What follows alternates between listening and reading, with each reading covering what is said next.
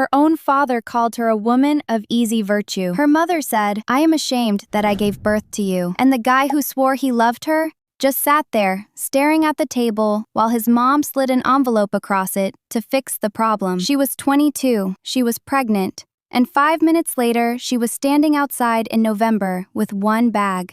They thought they got rid of her forever. They were wrong by exactly $800,000. Grab your coffee, get comfortable. This is one you won't want to miss. At the time this story began, I was 22 years old. I was 3 months pregnant, and I was walking home to my parents because there was nowhere else to go. And because I still believed. They're my parents. They love me.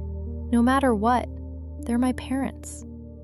I kept repeating this to myself the whole way there, like a prayer, like something I desperately needed to believe right now, exactly now, without stopping. 2 hours later, I was standing on the street with a bag in my hands. November, cold, and nowhere to go.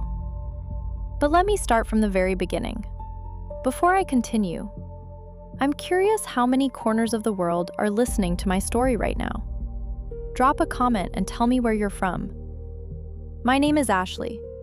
I grew up in a family where the most important word was reputation. Not love, not honesty, not support. Reputation.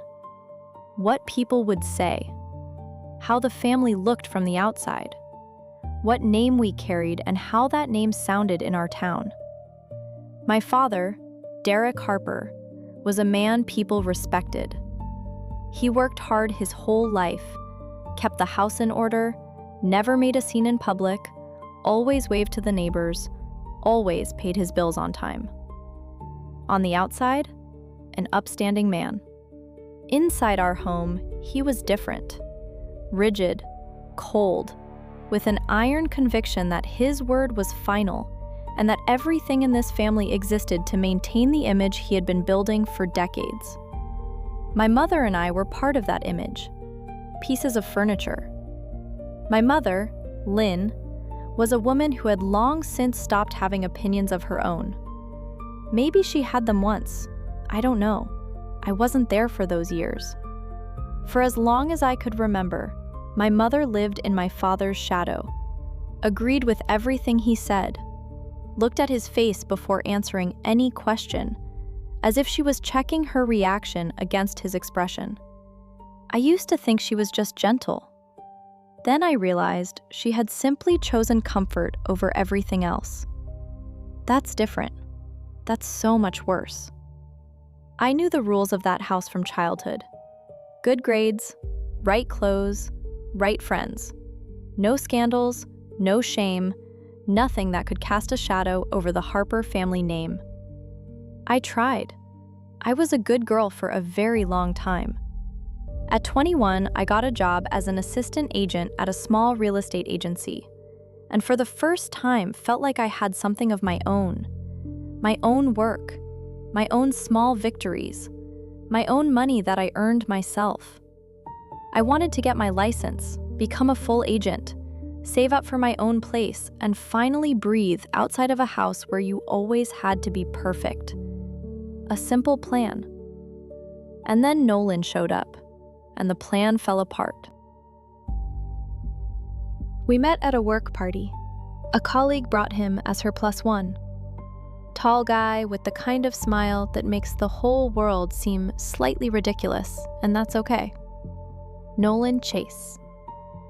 3 days later, he was already texting me every morning, and I caught myself waiting for those messages before I'd even fully woken up. I didn't know about the money right away. He didn't flaunt it, just nice restaurants, a nice car, good seats at concerts. I figured he made decent money. I learned about the Chase family later. Old money, construction contracts, a serious name in the city. By then, I was already in love, and it didn't change anything.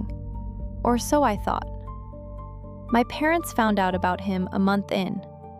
My father suddenly became unusually warm, which itself should have been a red flag, because he was never warm without a reason. Nolan from a good family. Nolan with a name. Nolan. That's right. That fits.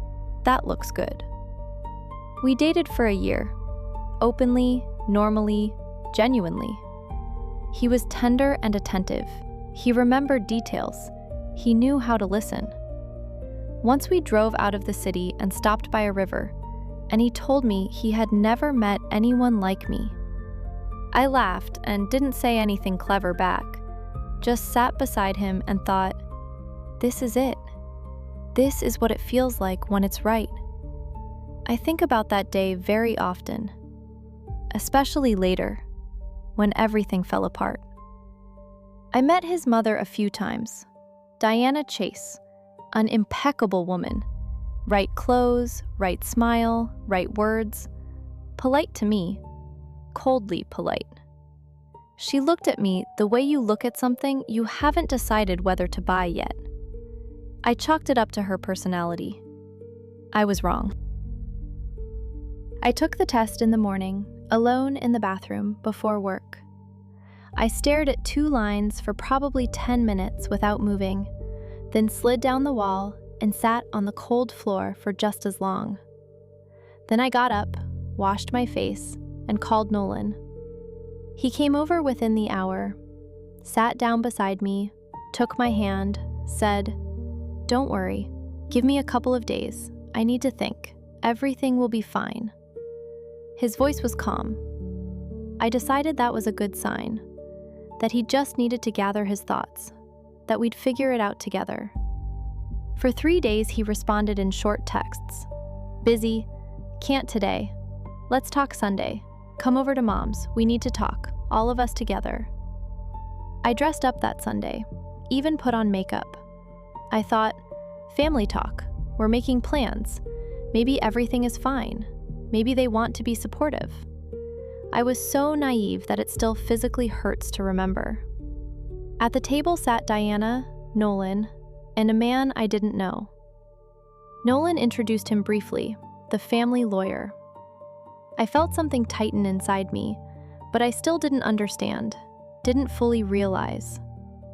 Diana poured tea, smiled. "Ashley, we're so glad Nolan found a girl like you. You're smart, driven.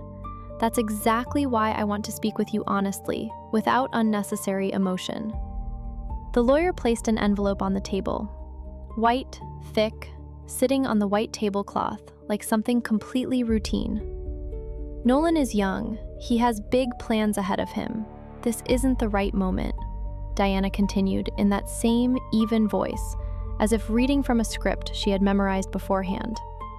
"The amount in the envelope is more than sufficient.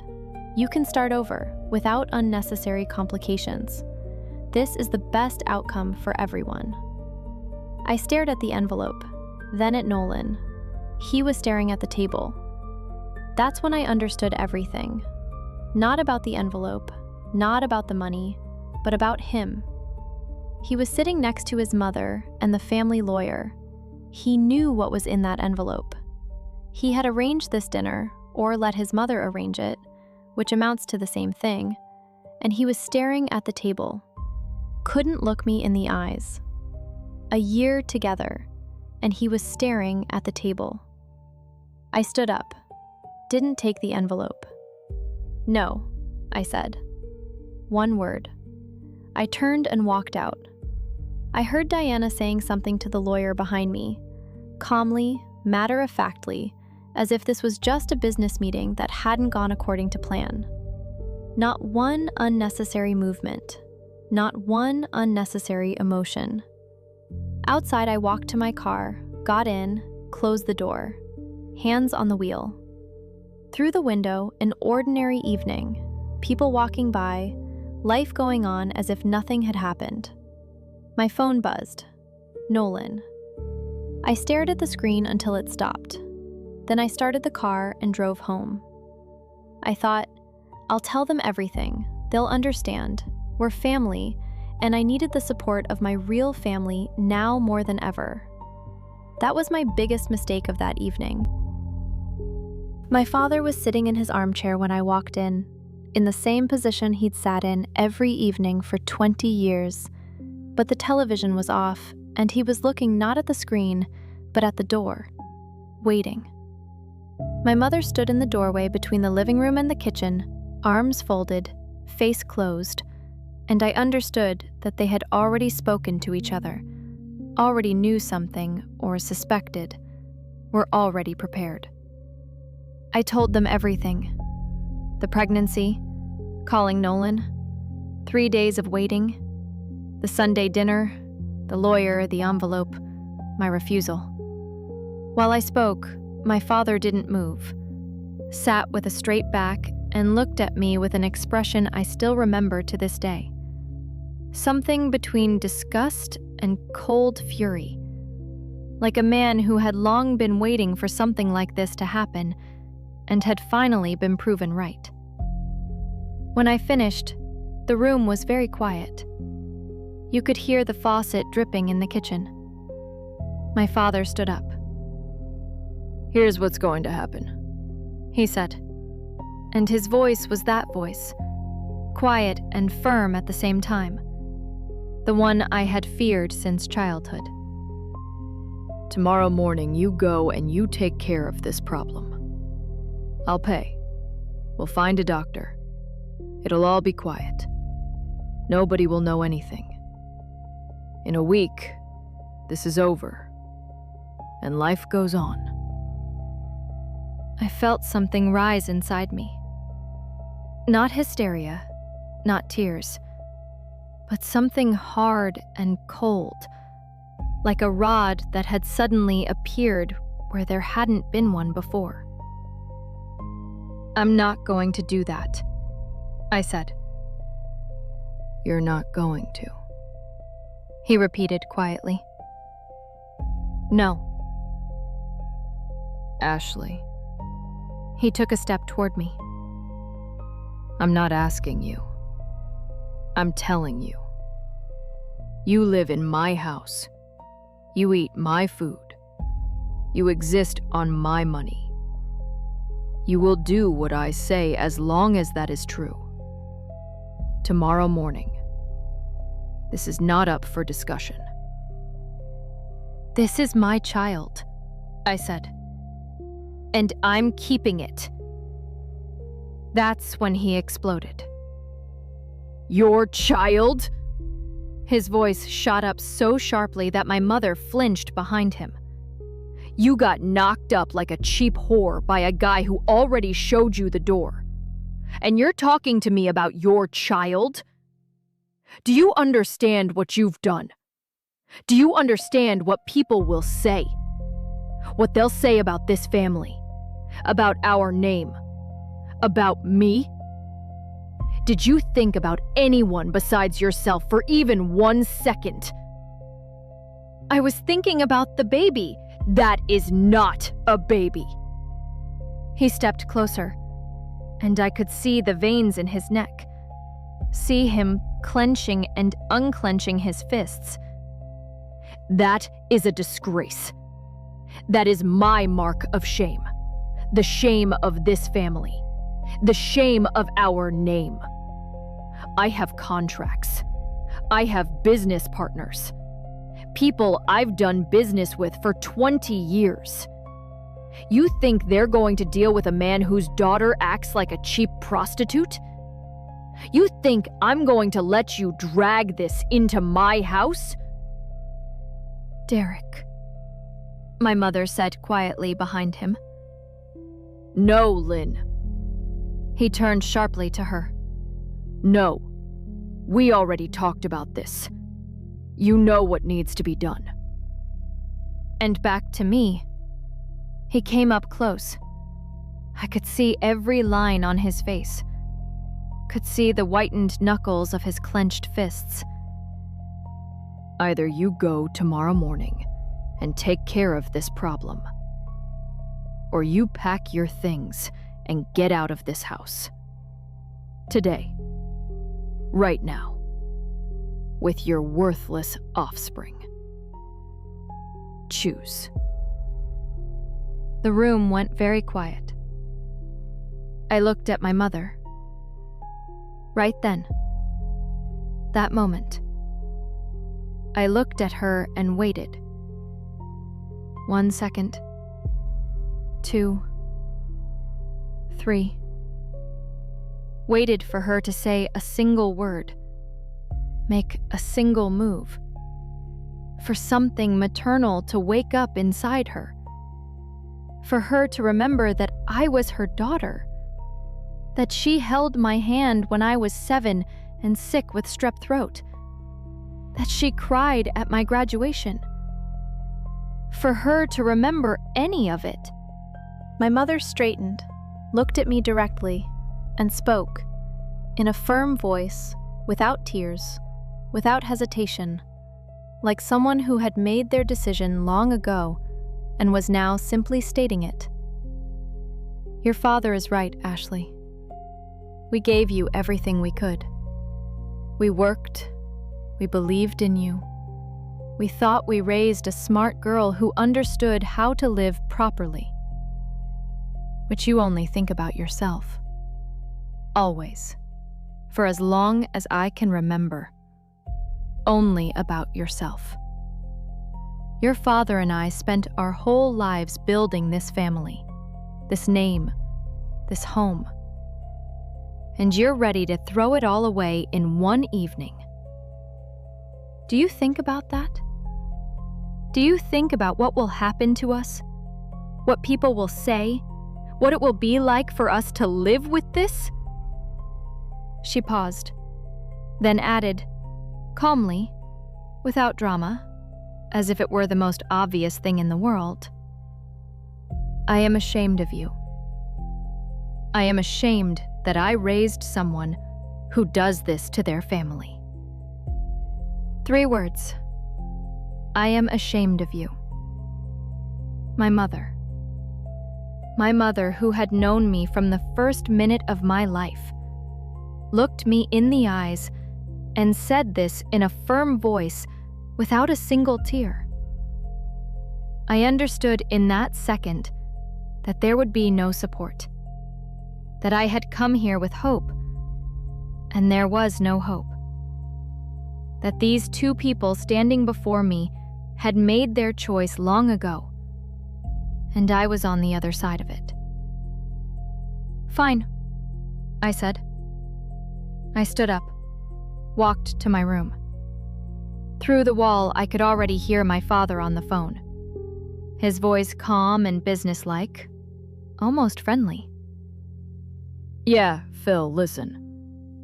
There's a situation with Ashley. You understand. We did everything we could, but she made her choice. Yeah, she's leaving tonight. What can you do, Phil? We're washing our hands of it. He was calling acquaintances, while his daughter in the next room was packing her life into a bag. He was already building the narrative, already shaping how it would look to people, already making himself the victim of circumstance. Reputation doesn't wait. Reputation comes first. I took my documents, clothes, laptop, charger, zipped up the bag, stood for a second in my room, looked at the bookshelf that had been there for as long as I could remember, at the view from the window of the neighbor's maple tree, at the faded mark on the wallpaper where I had drawn with pencil as a child, and my mother had been so angry. All of this was mine. All of this was home. And none of it would be mine anymore. I walked out into the hallway with my bag. My parents stood in the living room, together, shoulder to shoulder, a united front. My father was looking somewhere past me, as if I had already left, as if I no longer existed. My mother was looking directly at me, and there was nothing in her gaze.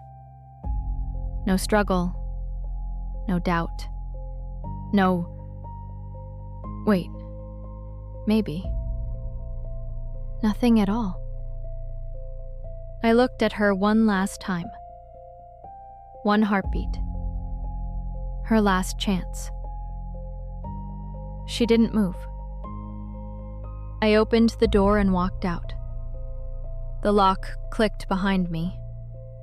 A quiet, ordinary sound. The same as always when I left for work or the store. But there was something final in it.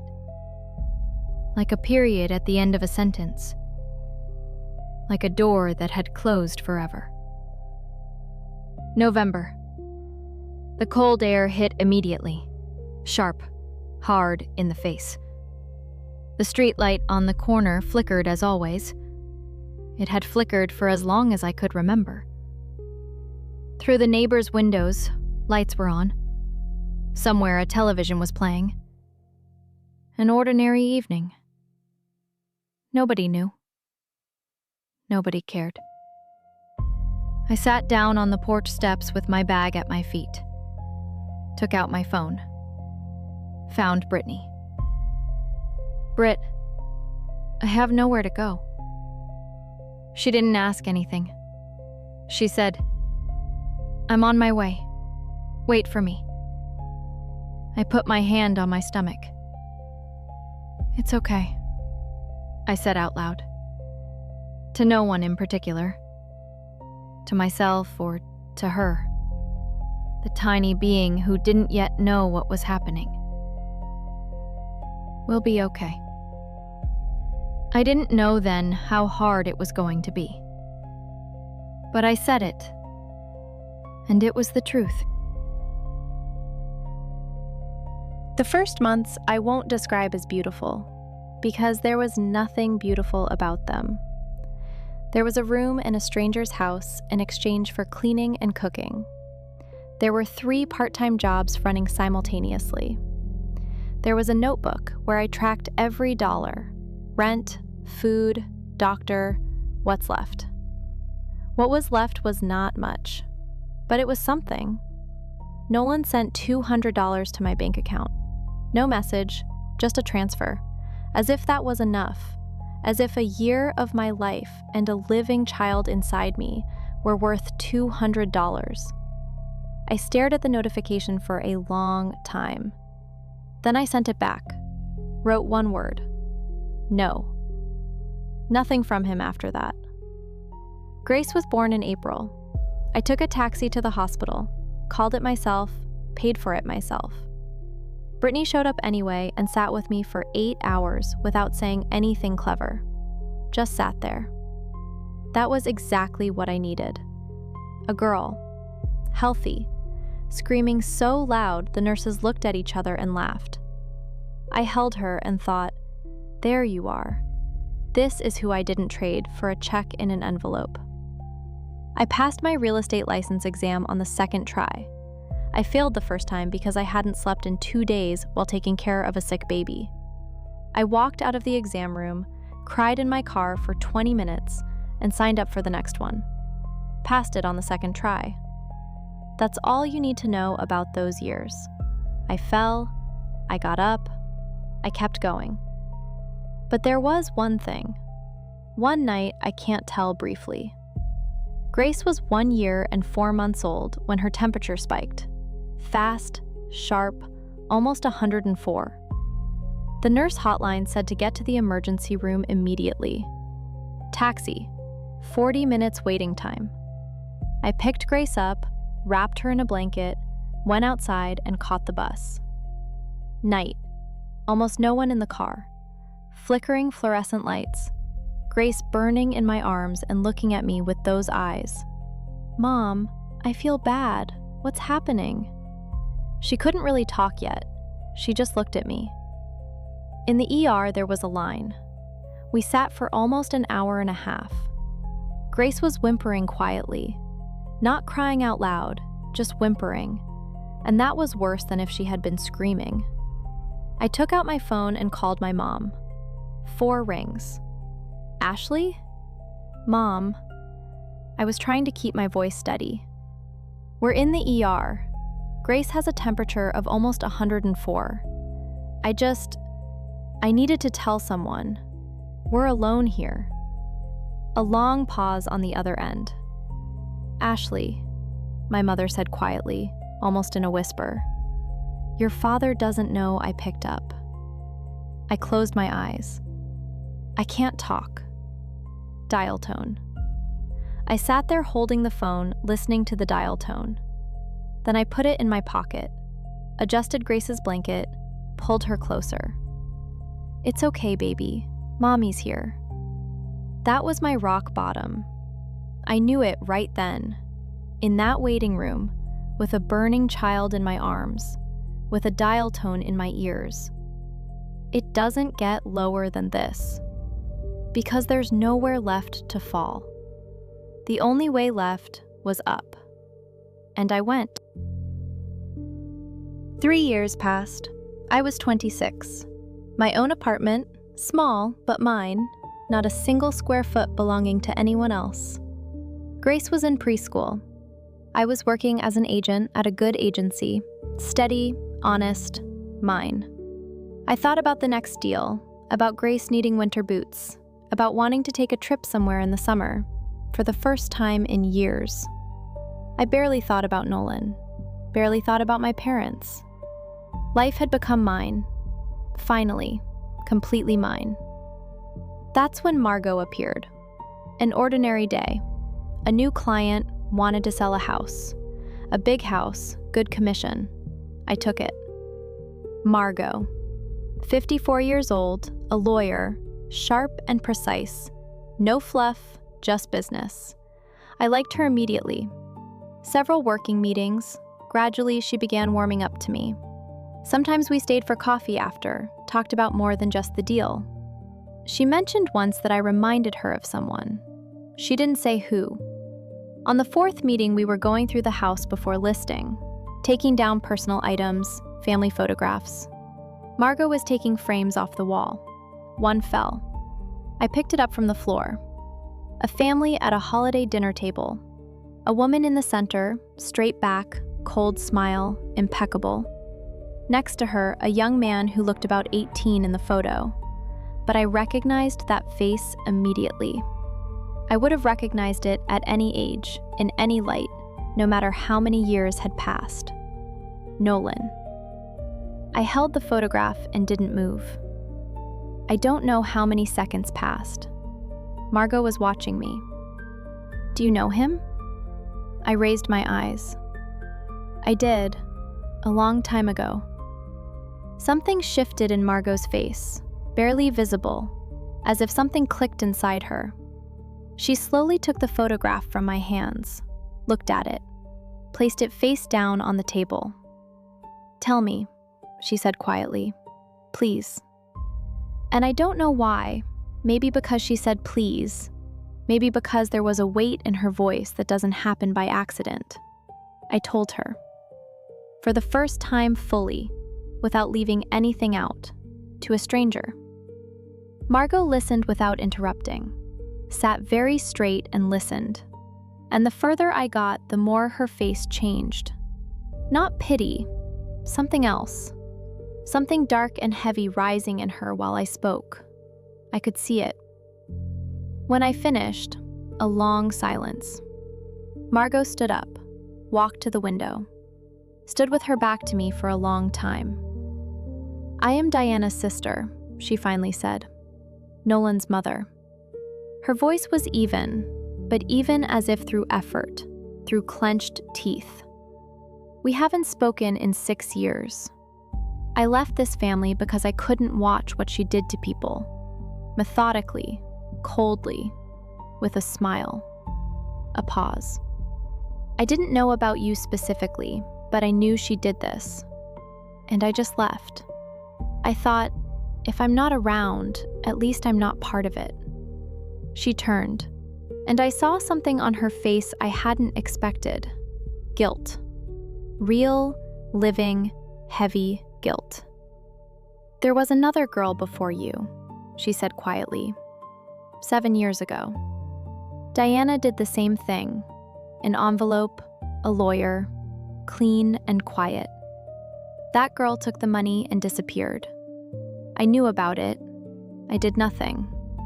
I just left the family and told myself it wasn't my business. A pause. I should have stopped her, but I just left. And you paid for that. You and others like you. You couldn't have known about me, I said. No, she shook her head. But I knew about her, and that was enough to try to do something. I didn't try. She was quiet. Then she took out her phone, found a document, held it out to me. And there was something very deliberate about the way she did it, as if she had long been waiting for the moment when she could show this to the right person. Read this. Diana Chase's will. I read slowly. Margot showed me the relevant section. A separate paragraph. Clear, legal, with signature and seal. In the event that Nolan Chase is found to have a child born before January 2022, that child has no rights and shall have no rights to the Chase family estate or to the family trust. The family trust Diana had created to protect the fortune from outsiders. Under any circumstances. I read it again, then once more. Diana died, and dying, with doctors around her, knowing her days were numbered, she found the time and energy to write in an official legal document that my daughter did not exist, that Grace could be erased, that she was nothing. Alive, she had offered me an envelope so that I would disappear. Dead, she had written a document so that Grace would disappear. I put the phone down on the table. My hands were completely steady, but inside, something was rising slowly and heavily. The kind of cold fury that doesn't scream and doesn't cry, but simply stands there, watching, waiting. How much? I asked. Margot understood what I meant. The Chase family estate is valued at approximately $4 million, she said evenly. Real estate, assets, trust accounts. $4 million. Diana had offered me an envelope. I didn't know how much was in it. I didn't open it. I just stood up and walked out. But I'm willing to bet it wasn't $4 million. This is contestable, said Margot. A court can recognize Grace as a legitimate heir at law, which would automatically give her a share of the family trust, regardless of what Diana wrote. I know how it's done, and I'm prepared to do it. A pause. Not for the money. Because it's the right thing to do. And, she looked away for a moment, because I need to fix something. Even now. Even this late. I thought for several days. Brittany asked, "Why are you doing this? You've been managing without them for 5 years. Why get into this now?" I sat and thought about how to explain. The thing is that Diana Chase, with a dead hand, wrote in an official legal document that my daughter could be erased. Like a mistake, like a typo, like something that doesn't exist and shouldn't exist. Grace will grow up. She'll be searching for herself, the way all of us do. She might want to know who she is, where she comes from, what kind of people stand behind half of her blood. And I cannot allow some document somewhere to say that she can be discounted, that she is nothing. She is not nothing. She is Grace, and she exists. I called Margot. We're filing. Nolan found out quickly. 2 hours after his lawyer received the notification, Nolan himself was calling me. The first time in 5 years I heard his voice. He didn't say hello. "What are you doing?" "Good morning, Nolan." "Don't do that." Tell me what's going on. You want money? After everything. You want money? After everything, I repeated slowly. Interesting choice of words. Ashley, it's been 5 years. You've been living your life. You're doing fine. Why now? Your mother wrote in her will that my daughter could be erased. Officially. With a signature and a seal. I want that contested. Also officially. Also with a signature and a seal. Silence.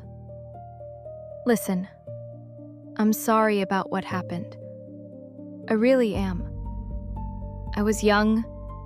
I was under my mother's influence. I didn't understand. Nolan. What? You called because you're scared about the money. That's the only reason you dialed my number today. If it weren't for the money, you never would have called. Not in 5 years, not in 10. We both know that. A pause. Everything from here goes through the lawyer. Don't call me on my personal number. I hung up. My hands weren't shaking. My voice hadn't wavered. 5 years ago, I would have cried. Now, nothing. I just put the phone away and went to pick Grace up from preschool. 3 days later, my mother called. Her voice was soft, warm, almost unrecognizable. I hadn't heard her sound like this in a long time. Ashley, sweetheart, I've been thinking about you so much. I missed you. I want to finally meet my granddaughter. Family is family, you understand? Maybe we can get together. I can come by, see how you're doing. We can finally make things right. I listened in silence. We're still family, Ashley. Time heals. I so want to see you both. Mom? Yes? Nolan Chase found out about the lawsuit on Wednesday. You're calling me on Friday. For the first time in 5 years. Silence on the other end. I want you to hear that and remember it. Ashley, that's not it. I really missed you. I've been thinking about you this whole time.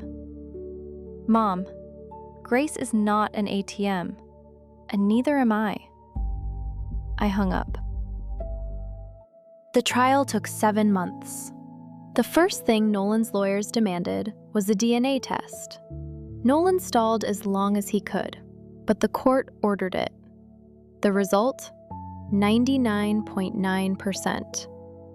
After that, they had no argument left, except trying to prove that Diana's will was above the law. Margot dismantled that quickly. The contested clause was ruled invalid. Grace was officially recognized as a legitimate heir-at-law of the Chase family. In the documents, she exists, legally, officially, with a judge's signature. She cannot be erased. Not now, not later, not by anyone's dead hand. Grace's share of the family trust came to $800,000. $800,000. I was sitting in Margot's office when she said that number, and I just stared at one point for a few seconds.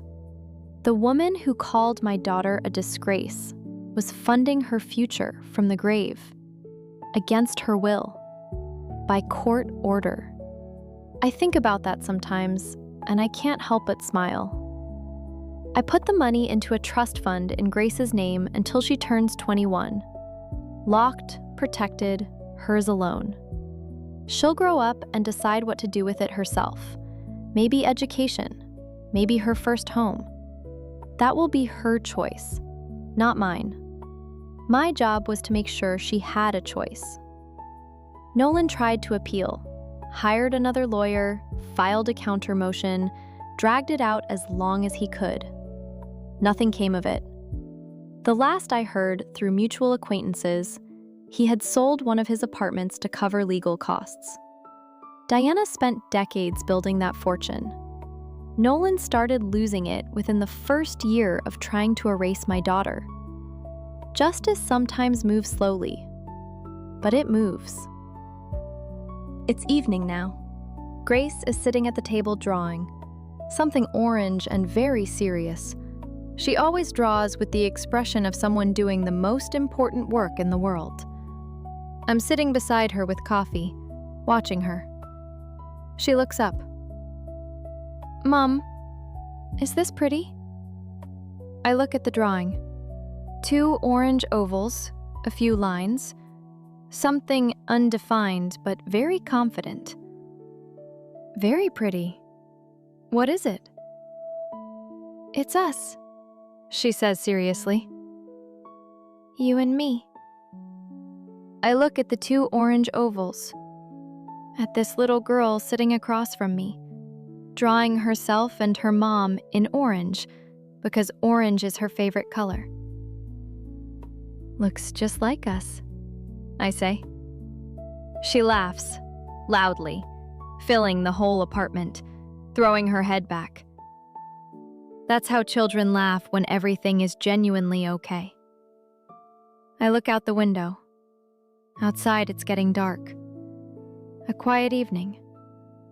Ordinary. Mine. I think about that November porch. The bag in my hand. The cold and the flickering streetlight. And the dial tone in the middle of the night in the ER. How I kept telling myself, "We'll be okay." Not knowing yet how long and hard and painful it was going to be. We were okay. $800,000 sit in a trust fund in the name of a girl they tried to erase before she was even born. A girl who was carried to the ER on a bus in the middle of the night. A girl whose grandmother hung up the phone that night and called back only when she smelled money. They thought they were throwing away a problem. They threw away a person. A person who turned out to be stronger than all of them put together.